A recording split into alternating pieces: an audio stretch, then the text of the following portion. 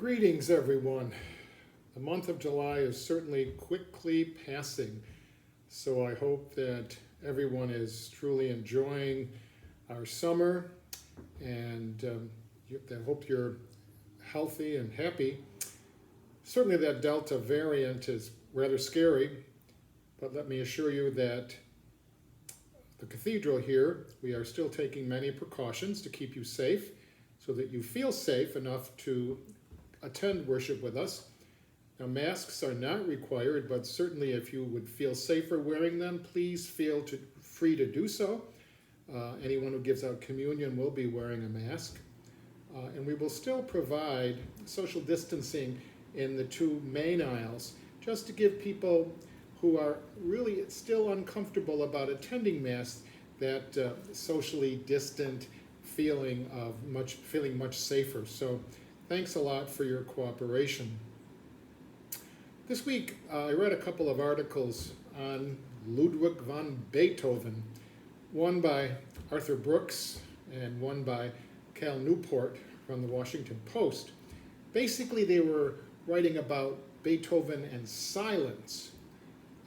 In 1801, as many of you know, at the age of 30, Ludwig van Beethoven complained about his diminishing hearing. He wrote, "From a distance, I do not hear the high notes of the instruments and the singers' voices." Arthur Brooks notes that Beethoven raged against this decline. To be able to hear his own playing, he banged on pianos so forcefully that he often left them destroyed or wrecked. By the age of 45, he was completely deaf. He considered suicide, but was held back only by what Brooks calls the force of moral rectitude. Cut off from the world of sound around him, at times he would hold a pencil in his mouth against his piano soundboard to feel the harmony of his chords. However, Beethoven produced the best music of his career, which at that point culminated in his incomparable Ninth Symphony, which was a composition so daringly new that it reinvented classical music altogether.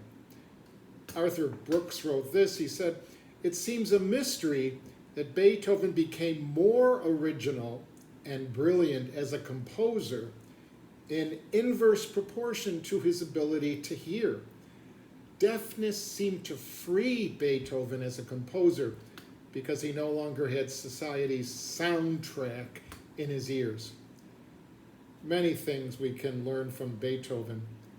Most striking was the degree to which silence, paradoxically, allowed him to hear something new. What a great lesson for us regarding our need for silence and listening to ourselves, listening to each other, and listening to our God. We live in a world that's so overwhelmed by noise and busyness that taking time every day to sit in silence is tremendously therapeutic. Cal Newport tells us that in our current techno-cultural moment, we're constantly connected to a humming, online, hive-minded urgency. Sometimes there's long-term advantage in removing society's soundtrack from our ears. The story of Beethoven so vividly demonstrates that we can't really hear ourselves until we're able to turn down the volume on everyone else. We can't really hear our God until we're willing to turn the volume down and just sit and listen and pay attention to our thoughts, our feelings, whatever is going on, because that's how God speaks to each one of us. So let us take an example and lesson from Beethoven. So many amazing things can happen when we slow our lives down, when we turn off the radio and the television and simply be and listen.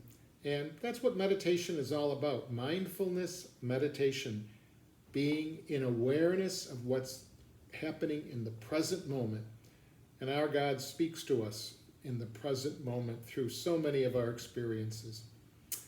So once again, as we approach August, Have a good day, a good week, and it's wonderful that so many of us can get back together again and worship in the same space, and we will certainly work very hard to keep you safe.